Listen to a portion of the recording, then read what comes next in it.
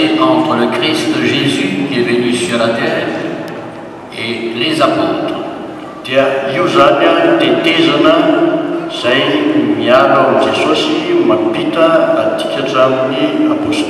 Et le pont est dressé entre les apôtres et nous.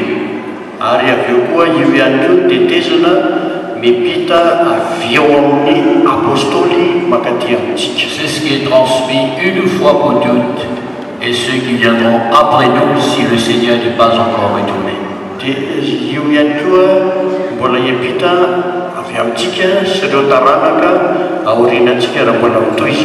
Ainsi, dans le livre des Actes des Apôtres, l'auteur nous souligne la formation de l'Église.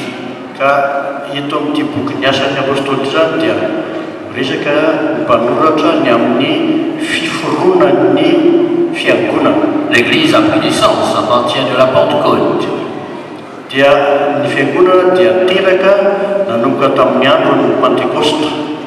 Actes des Apôtres nous parlent de l'organisation de l'Église.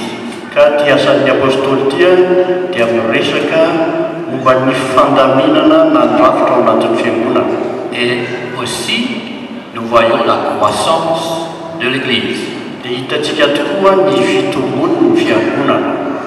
Ainsi, pour arriver à connaître la croissance de l'Église dans tous les domaines, le domaine spirituel ou dans les domaines numériques,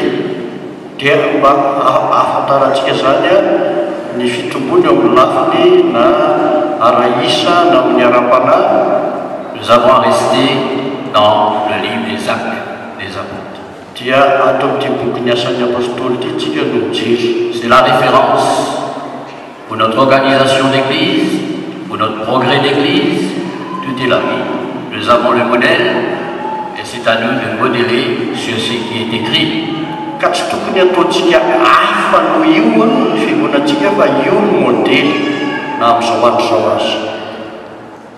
En lisant les Actes des Apôtres, nous avons vu que l'Église a commencé avec 120 personnes.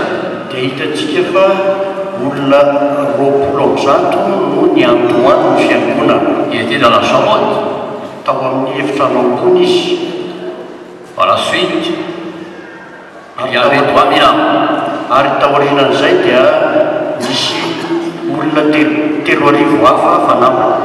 220 à 3000. Plus tard, il est question de 5000 ans. Donc nous voyons cette progression, cette croissance. Que ce soit au niveau spirituel et que ce soit au niveau numérique. Nous continuons à lire. On ne peut plus compter les chiffres. Maintenant, nous parlons de la multitude.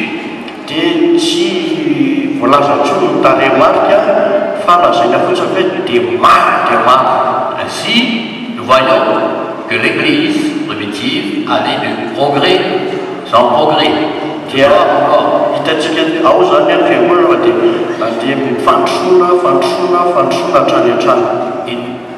Il n'était pas question de diminution, mais plutôt de progression.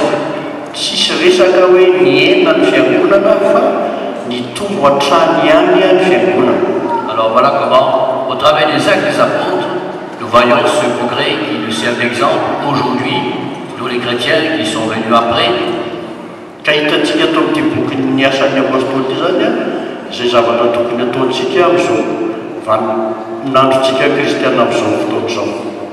Qui était la clé de leur progrès?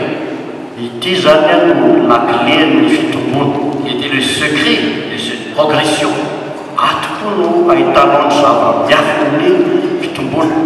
Et nous bénissons le Seigneur que la parole de Dieu est là, c'est la référence pour nous.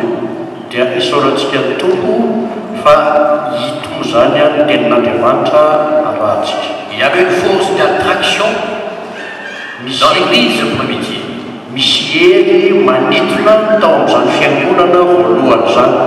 Les gens venaient en foule.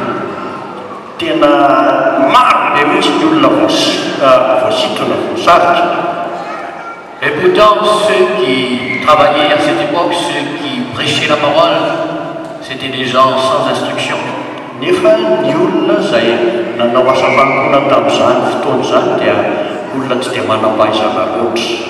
C'était des pécheurs de la côte de Galilée,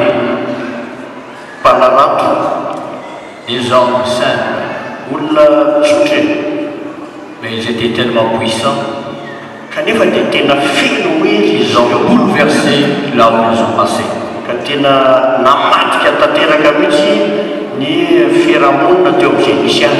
De 120 à la multitude.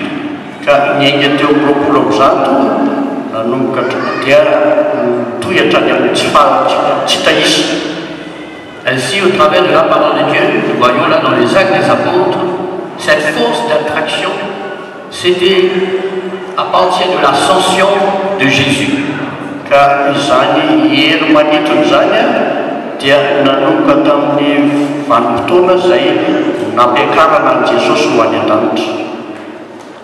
Ils avaient le message du Seigneur Jésus vivant, ressuscité, un Dieu vivant.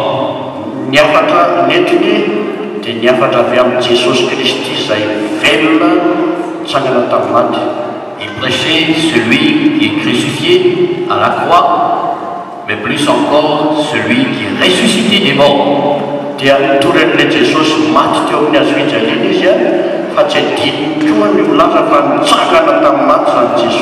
La Bible dit que les apôtres rendaient avec force témoignage de la résurrection de Jésus.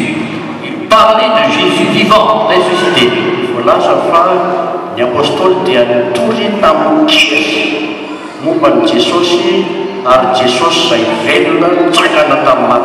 Alors, ils ont commencé par l'ascension de Jésus.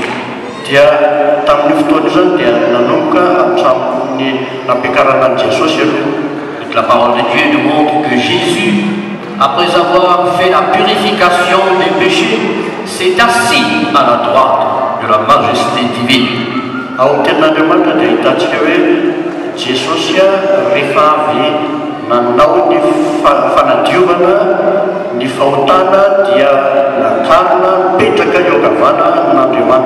Dans le texte que nous avons lu tout à l'heure là, au verset 9, il est dit, après avoir dit cela, il fut élevé, pendant qu'il le regardait, une nuée le dérobait à leurs yeux.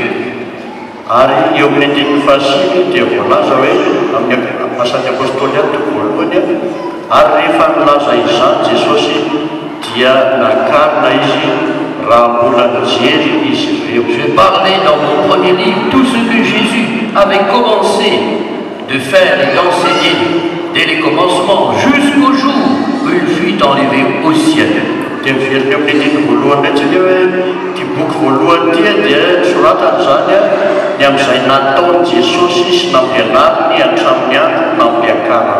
D'abord, Jésus est élevé au ciel. Jésus est assis à la droite de la majesté divine.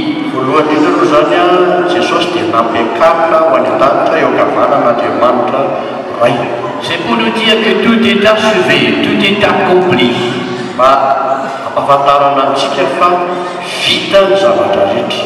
Tout est accompli. Jésus s'est assis.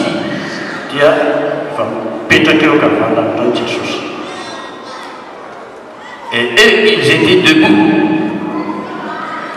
Jésus est assis et eux sur la terre, ils étaient debout pour parler de Jésus.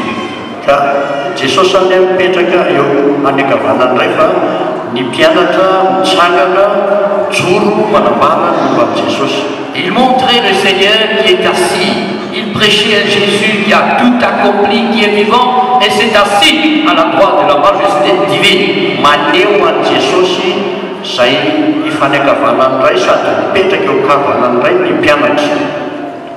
Il parlait de celui qui a tout accompli.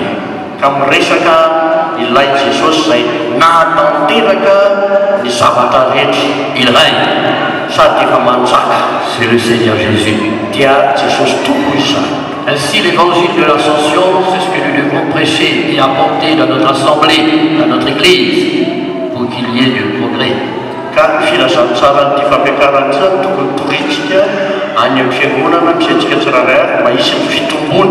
Aujourd'hui, nous parlons de Jésus comme si c'était un Jésus historique. Nous racontons l'histoire. Un jour, il est venu sur la terre, il est mort sur la croix, et c'est tout. C'est le catéchisme.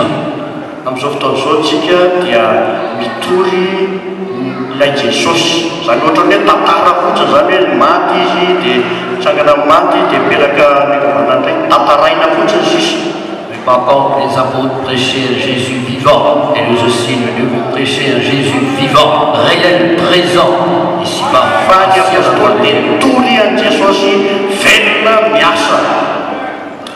Les gens ont besoin de connaître Jésus vivant.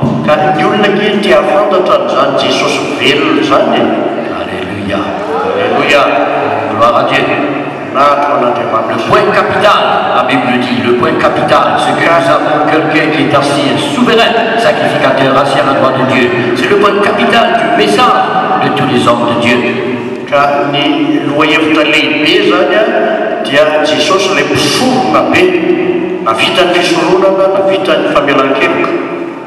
Voilà comment ils sont prêchés Jésus et tout le monde se posait la question comment et pourquoi et dans quel nom ils ont fait tout ce qu'ils ont fait.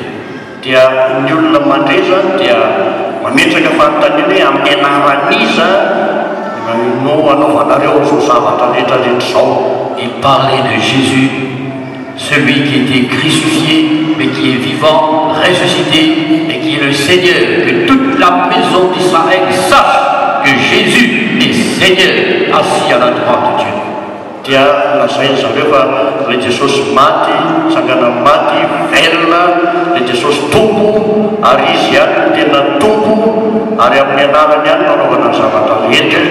Ce que je veux faire ressortir, pour qu'il y ait une croissance numérique, spirituelle, il faut parler de Jésus-Christ, notre Seigneur, qui est vivant.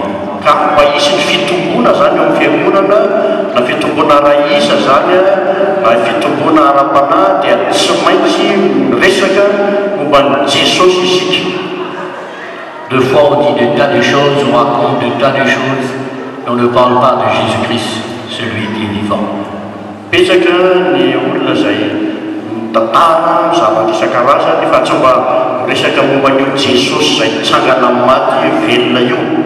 Donc c'est notre point capital, c'est Jésus-Christ, assis à la droite de Dieu. Il a tout accompli. Nous avons maintenant à prêcher, parler, annoncer la repentance et le pardon des péchés en son sein.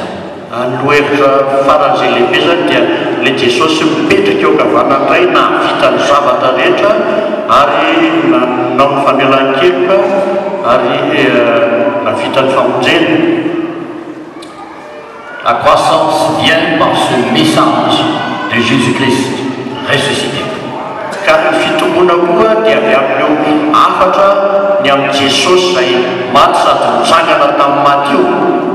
Ainsi, je vous encourage, mes frères, pasteurs, frères et sœurs, de parler de Jésus, mais pas un Jésus historique, ni un Jésus de la Bible, noir sur blanc, mais un Jésus vivant, ressuscité des morts, présent au milieu de nous, avec nous.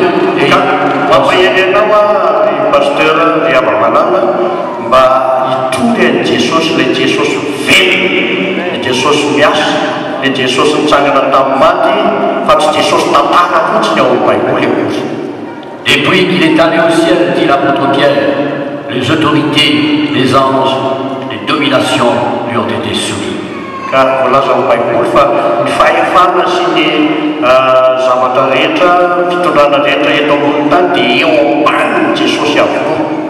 Donc, la première pensée, c'est cet évangile de l'Ascension.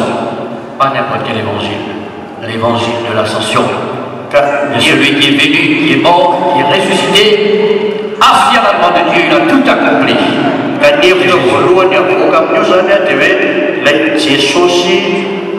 niakatra tany an-danitra efa maty tsangana maty dia mipetraka eo ankavanan'Andriamanitra ray zay zany ny hevitra voalohany zoantsika. Jésus, avant de monter au ciel, a dit dans Jean au chapitre 12, il y a le jugement de ce monde est arrivé et le prince de ce monde est jeté dehors.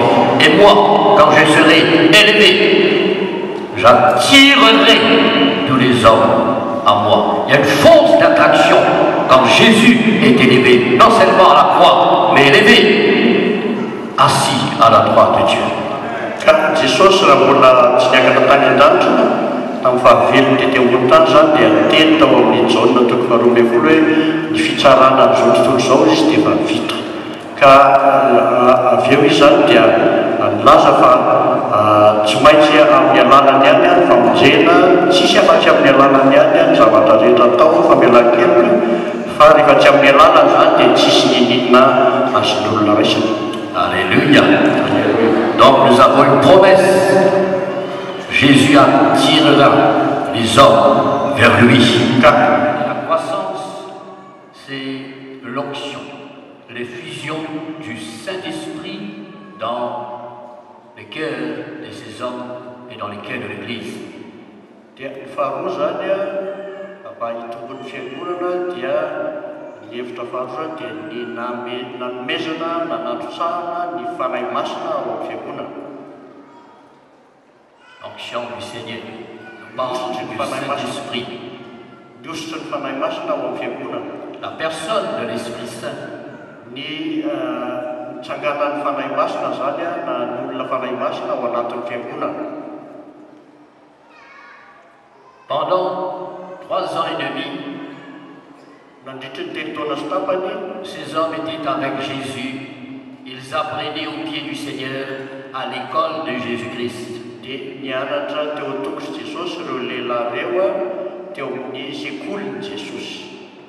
Et quand Jésus est parti,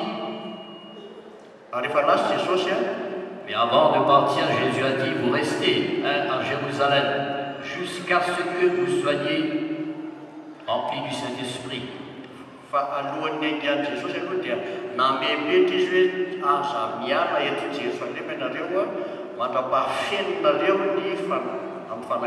La deuxième chose que nous voyons dans les actes des apôtres qui a mené la croissance de l'Église, c'est que ces hommes et ces femmes, bien qu'ils avaient appris beaucoup de choses au pied de Jésus-Christ, il fallait qu'ils attendaient la venue du Saint-Esprit dans leur cœur, dans leur vie.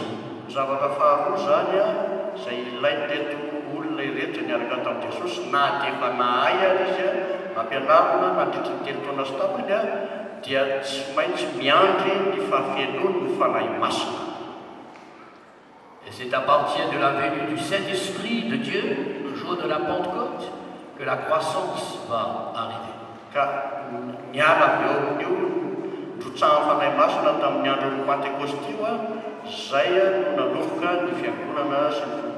Aujourd'hui, nous pouvons avoir beaucoup de connaissances, la tête remplie d'études bibliques ou autre chose.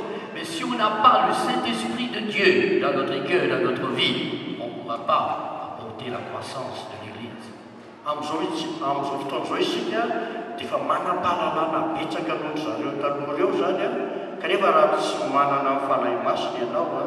La connaissance de la Bible, c'est bon. L'étude biblique, c'est important. Mais malgré ça, nous avons besoin d'attendre d'être remplis du Saint-Esprit de Dieu. Faire l'expérience dans le baptême du Saint-Esprit. Et être renouvelé chaque jour dans la présence de l'Esprit de Dieu. Ceux qui ont bouleversé le monde à cette époque, c'était des gens remplis du Saint-Esprit.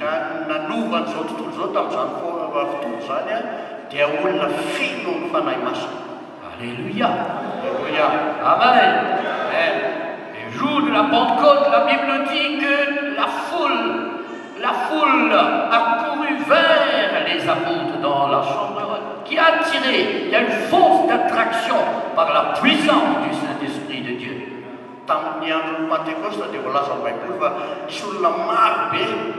voasitona nanatona teo akaiky nisy ny apôstôly teo amin'ny efitrano ambony zany a noho ny amin'ny fitariany io fanahy masina. Les gens ne sont pas attirés parce que la personne est bien instruite ou bien étoffée, éloquent. Les gens sont attirés parce que ces gens-là sont remplis du Saint-Esprit de Dieu.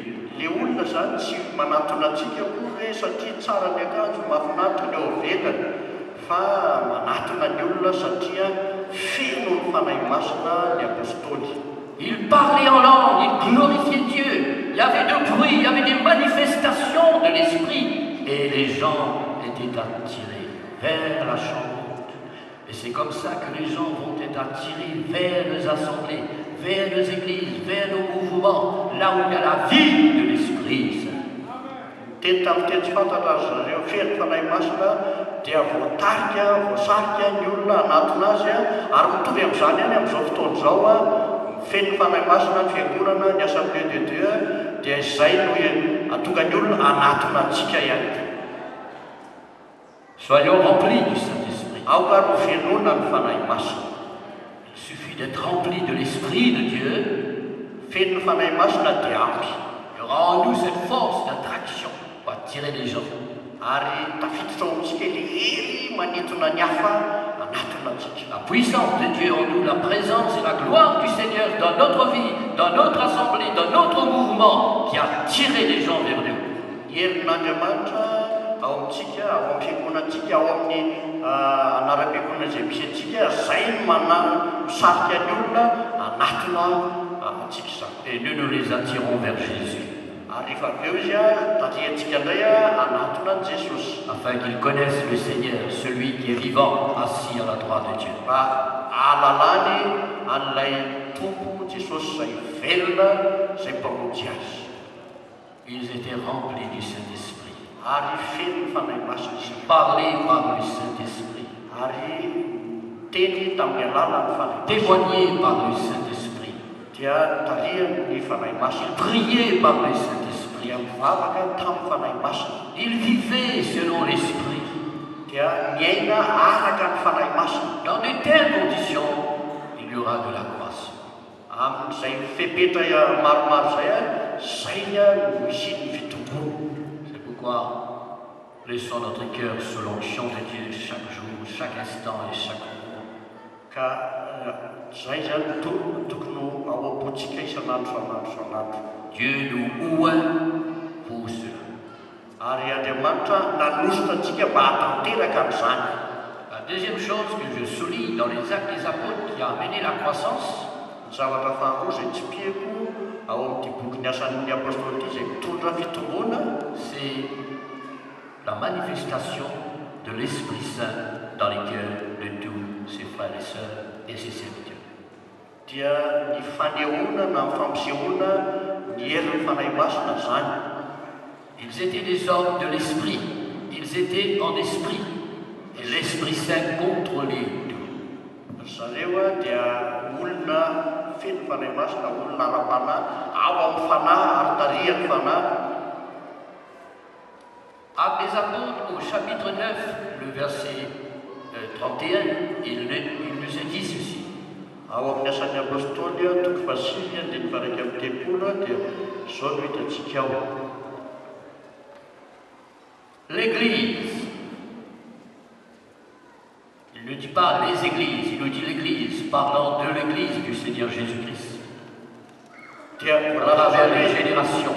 Ny fiangonana fa tsy miteneniny aby na sanatanato hoe ireo fiangonana fa hoe ny fiangonana. L'Église était en paix dans toute la Judée, la Galilée, la Samarie. Dia nanam-piadanana ny fiangonana eran'ny Jodia sy Galilea, Samaria. S'édifiant et marchant dans la crainte du Seigneur. Ary nandroso tsara sy nandeha tamin'ny fahatahorana ny tompo. Et voici d'où vient l'accroissement. Elle s'accroissait par l'assistance du Saint-Esprit. Sy ny famporosian'ny fanahy masina ka ny amaro. Comment? Comment l'Église s'accroissait? Ahoana ny nampitombo an'ilay fiangonana? Par l'assistance du Saint-Esprit. tamin'ny famporisiana na tiany fanahy. Là où le Saint-Esprit prend contrôle, il y a de la paix, l'harmonie. Rehefa fihezan'ny fanahy masina tsika fiangonana dia misy ny fiadanana. Il y a la crainte de Dieu, l'édification. Misy ny fatahorana an'Andriamanitra, misy ny Voilà l'image de l'Église.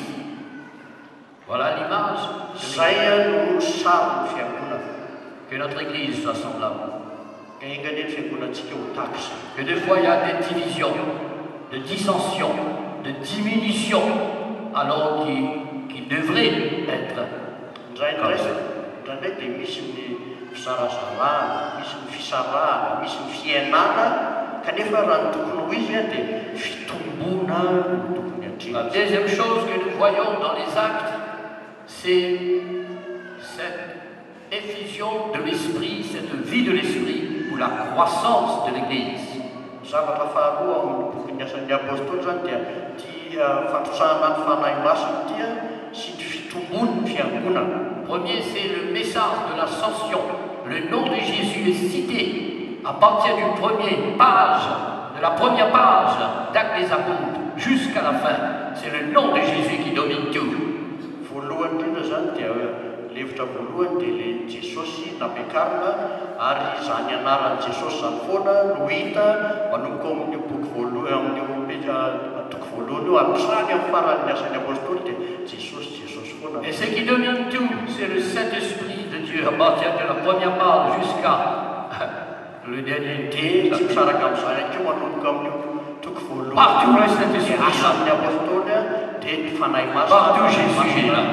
Dia manirana boky koa dia ao foana koa Jesosy. La croissance vient par l'effusion de l'Esprit Saint. Ka ny fitombony fiangonana zany dia tonga tamin'ny nantrotsahana ny fanahy masina. Troisième Hevitra fahakelatra. réflexion. Premier, c'est l'ascension. Voalohany moa le Avoir fampiakarana. les yeux fixés sur celui qui règne. Et le Seigneur.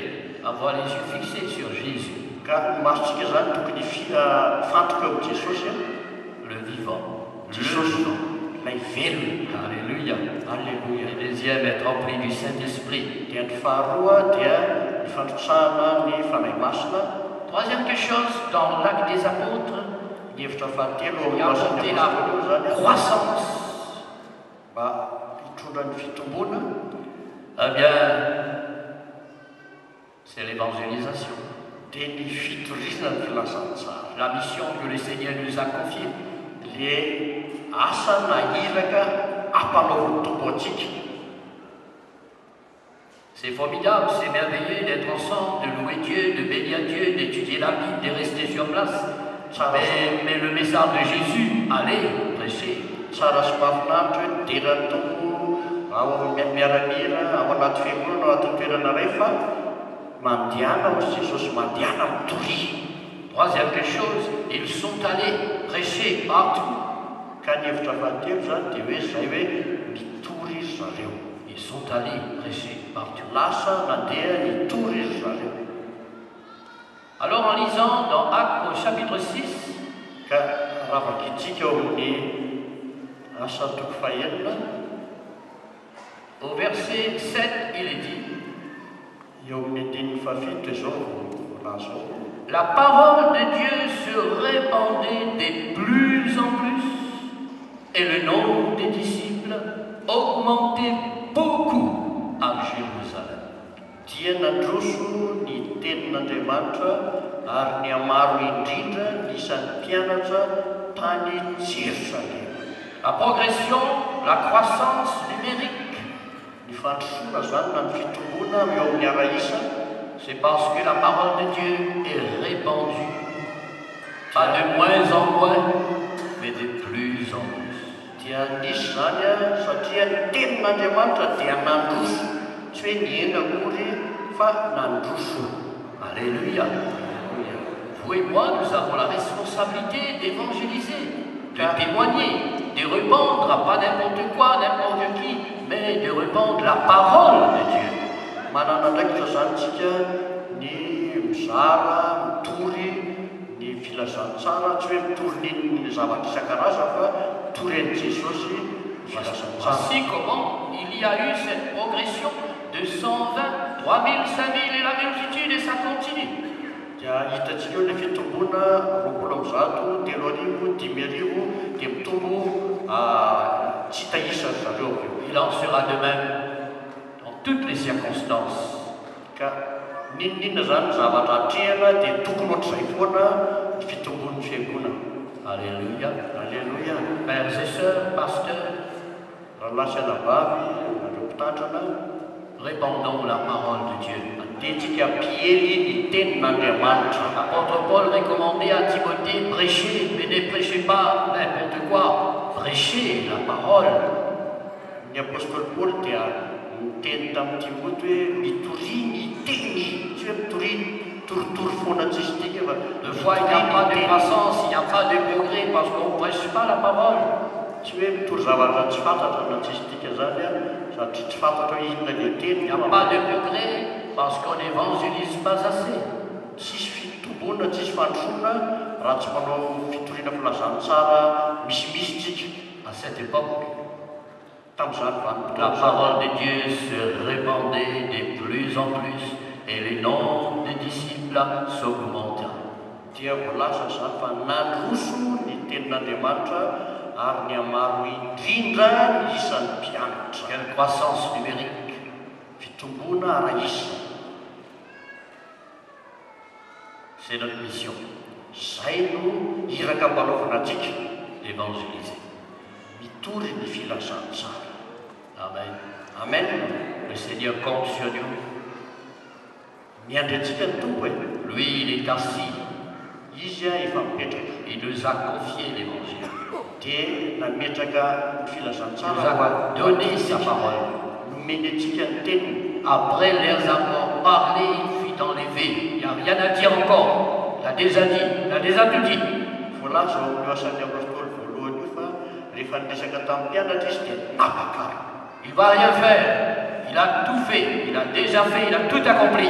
Efa vita ny daholo ny zavatra tokony nataony.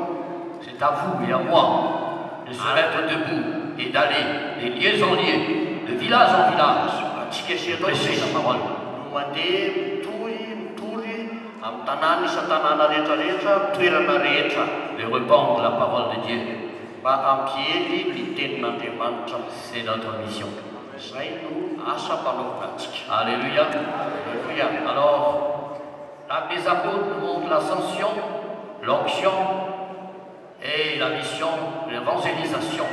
Ny asan'ny apôstôly zany dia zay a le fampiakarana, ny fandrotsahana fanahy masina ary ny fitoriana filazantsara. Ces choses existent au milieu de nous. Il y aura toujours de la progression et de la croissance. Raha ao anatin'ny fiangonantsika zany zavatra telo zany a tsy maintsy misy ny fitombona. Alléluia. Alléluia. Amen. Amen. Vous êtes d'accord? Que Dieu soit béni. Que Dieu soit béni. Que le Seigneur fasse de nous des hommes et des femmes qui évangélisent, qui témoignent sans honte, et qui avancent de gloire en gloire et de victoire en victoire. Saorana ny Andriamanitra fa misy atao amintsika zany lehilahy sy vehivavy a irana ampiely teny ary androso amin'ny fandresena isan'andro. Alléluia. En continuant, nous soulignons aussi un autre verset de la parole de Dieu qui a permis le progrès, l'accroissement de l'Église. Dia toizantsika ihany a mbola jerevantsika ito ny andin-tsoratra masina zay milaza momba ny fitombon'ny fiangonana. Jesosy lay velona. Ils étaient remplis du Saint-Esprit de Dieu qui est venu sur la terre. Ary izy ireo koa dia feno ny fanahy masina, nositra ny fanahy masina. Ils étaient assistés par la personne de l'Esprit Saint dans leur travail. Niaraka tamin'ny an-trany ihany a io fanahy masina io a ninninona natao. Ils étaient pleins de courage, ils répandaient la parole de plus en plus. Nahery fo izy a ary dia nampiely hatrany an-trany ihany a ny tenin'Andriamanitra. Et par tout cela, cela amène l'augmentation, la croissance numérique de l'Église. Ary noho izany dia nisy ny fitombona ara-panahy sy ara-isa. Au chapitre 16 de Actes des Apôtres, au verset 5, il nous est dit aussi, ao amin'ny toko fahinany folo ihany amin'ny oasan'ny apôstôly io andiny fadimy dia zao no hitantsika ao a se fortifier dans la foi et augmenter en nombre de jour en jour. Ary toko fahinany folo andiny fadimy ary ny ahery finonany fiangonana sady ny amaro isan'andro. Les églises, tous les membres de l'église, tous les croyants et tous les serviteurs de Dieu, ils étaient fortifiés dans la foi.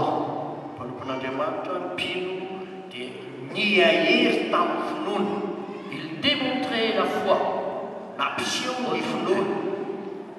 Et voilà comment ils étaient forts spirituellement, parce qu'ils étaient fortifiés dans la foi véritable. La foi transmet une foi pour toutes.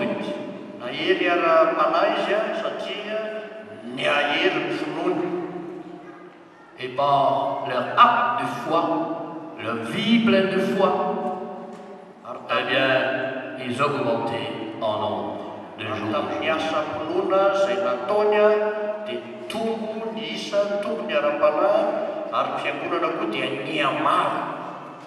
La foi plaise à Dieu. Il viendra un temps où la foi sera diminuée. Il viendra un temps où Jésus même dit que quand le Fils de l'homme viendra, trouvera-t-il de la foi sur la terre?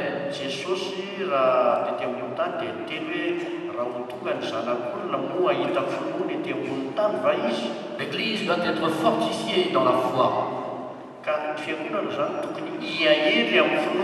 Avancer dans la foi et propager la foi.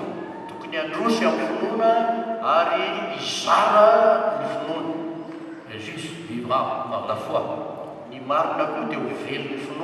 Mais parlant de la foi ici, dans les actes des apôtres, c'est que ces hommes et ces femmes et cette église, ces croyants d'autrefois, étaient des hommes qui démontraient, non seulement parler de la foi, mais démontrer leur foi autour d'eux.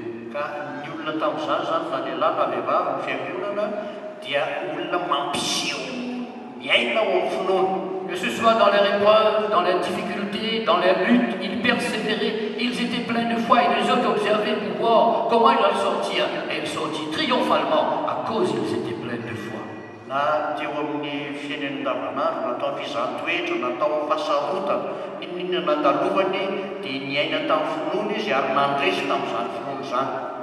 Et quand ils parlaient, quand ils prêchaient, quand ils expliquaient la parole, ils parlaient avec foi.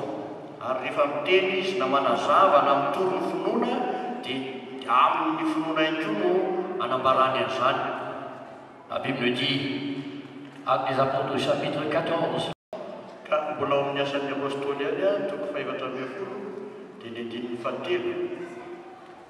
Ils avaient cette force d'attraction.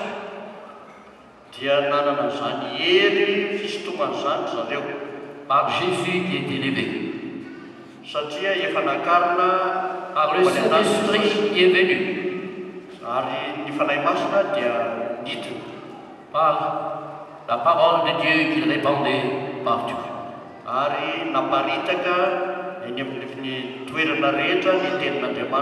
Et là, par leur foi et la manifestation de leur foi.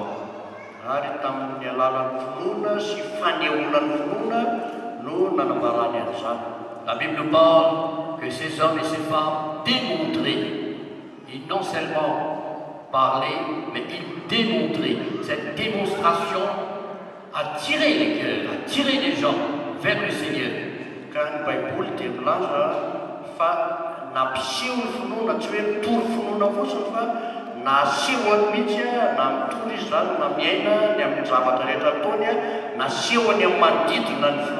Aujourd'hui, on ne fait que parler, il n'y a pas de démonstration.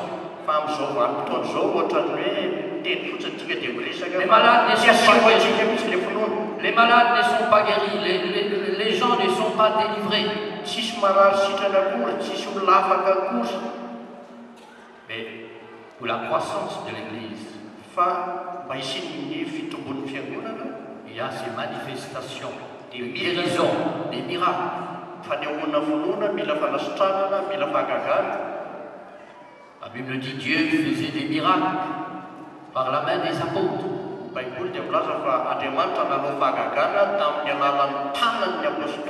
Des miracles extraordinaires par la main de Paul.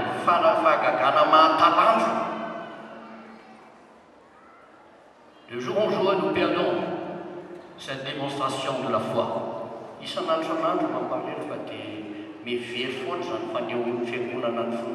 C'est pourquoi revenons à ce qui fait notre force.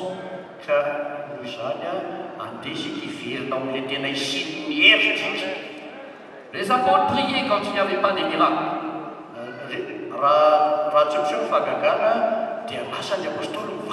Les premiers chrétiens priaient quand il n'y avait pas de miracles.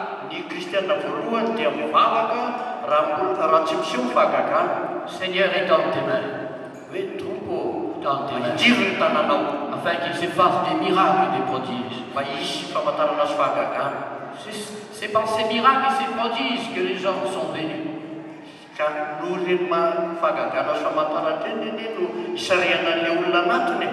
Alléluia. Alors aujourd'hui, nous avons besoin de tout ça. Pour la croissance de l'Église. C'était leur secret, c'était la clé qu'ils avaient. Nous ne pouvons pas faire autrement. Et le Seigneur est avec nous. Pour que cela devienne une réalité encore plus de nos jours. Alléluia. Alléluia. Alléluia. Prêchons Jésus vivant. Soyons remplis du Saint-Esprit. Amen. Amen. Répandons la parole de Dieu avec courage, force, sans honte, sans crainte.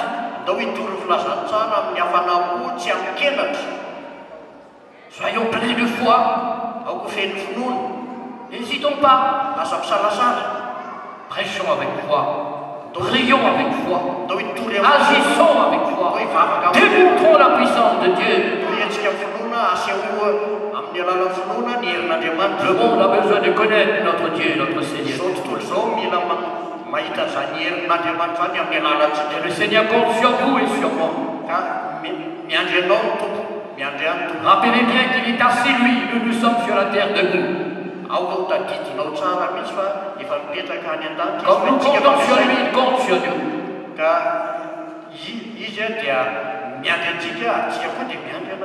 Alléluia. Alléluia. Alléluia. Ainsi l'apôtre Paul, l'apôtre Pierre, n'importe, tous ceux qui ont prêché la parole, ils ont démontré la parole, démontré la puissance de Dieu.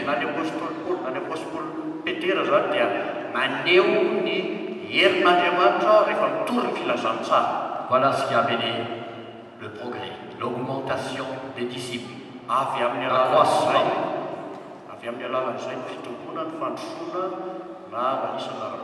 Alléluia. Frères et sœurs, ensuite nous voyons toute une manifestation de la puissance de Dieu dans le livre des Actes des Apôtres.